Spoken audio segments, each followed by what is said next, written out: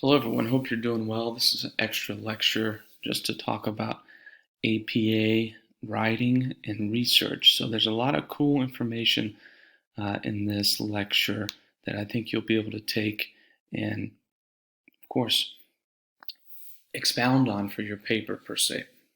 So you already have one lecture, which I use in communications, which is another class, of course, that I teach. Here in this section, and I think it's going to be great. Just, it says week 10, but disregard that because, of course, it's for another class as well. But I'm going to go a little bit into APA, and you're going to have to read a lot about this in order to get good at it. Here's the thing. When you're doing research, the formatting can be challenging. However, I've provided you sample papers where you can copy and paste your material right in. So you click on the Williams sample paper here, or you can click on the APA sample paper in Word format, and you're going to find everything that you need in order to make your APA paper. Let's talk a little bit about APA. I went ahead and opened the APA paper, which I did for communication probably 2 years ago now. Well, actually 3 years ago now. I've been in school that long. So this talks a little bit about some research that I did in the past, but don't really pay heed to what I write. Just take a look at the formatting. This is in APA, right? And there's a difference between APA Style 6 and APA Style 7, and it can be really confusing. So here's what I'm going to say. A lot of the stuff I've uploaded is APA Style 6. Let's learn that first because I think it's a better starting point, and then we'll talk more about APA Style 7 in the future. So, of course, you're going to see the title page. Don't really pay attention to the running head piece. That's not something that's required in the new APA Style 7, but definitely the title page. And then your abstract. So your abstract is going to talk about what's within your paper, what your paper has in it, what it's organized with. So if I read the abstract, I should be able to see what your paper is about. And then you don't have to include a table of contents, but that's an option. APA does include a table of contents. I think it's sometimes helpful, but it's not something that I require on my end. And just as a FYI, sometimes when I open this on a Mac, the formatting can be off. But as you can tell, APA is written in double-spaced Times New Roman format. You can also use one more format, but I encourage Times New Roman. Your headers are leveled, and I'm going to talk about that, of course, in the next video. So you'll have a 1 header, a level 2 header, a level 3 header, and a level 4 header. So there's a lot of different variability in APA. You have in-text citations with APA. So your in-text citations can be a little challenging to interpret, but if they're less than 3 authors, you're going to put all the authors' names in here, just like I did here. But if they're more than 3 authors like this section, you're going to put one name, which is the first name, ETAL.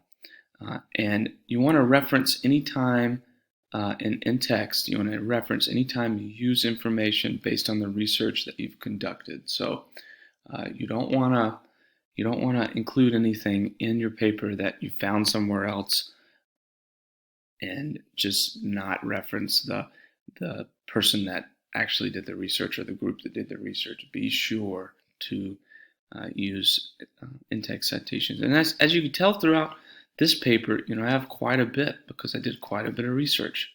Let's skip on down to really what this video is about and talk about the reference section. So you're going to see here reference sections, and sometimes references also include a DOI, which is like a portal or a database to gather your references on an online platform, and we can include that, but we're not required. However, this section, this reference section, I think is super important.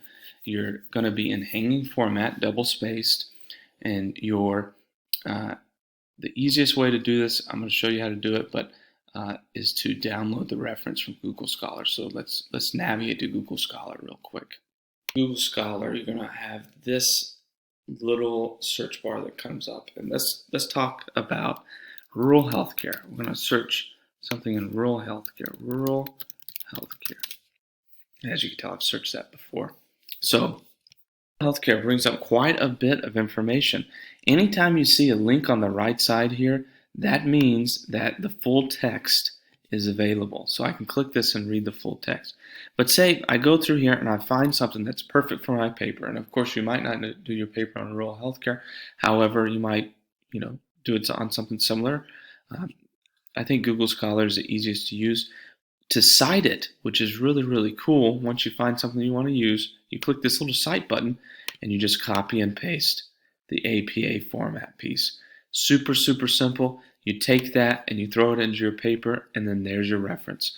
So overall, it shouldn't be that complicated. Google Scholar is the easiest platform, I think, to use because it encompasses all the libraries that round up its database. So Google Scholar, I think it's super helpful. We have a local library, I think, from an online platform, EBSCOhost, that you can use, but I found that I can really navigate this a lot easier. However, you're more than able to use that if needed. So once you take that citation, you throw it into your paper, right? And you're going to make sure it aligns just like this.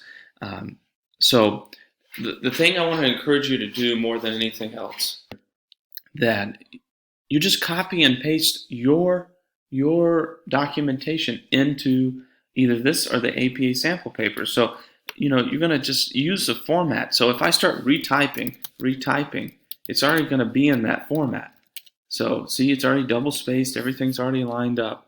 You don't have to worry about coming up with all the formatting in Microsoft Word by yourself. So I think this is going to be easier for you. Using Google Scholar is going to be helpful.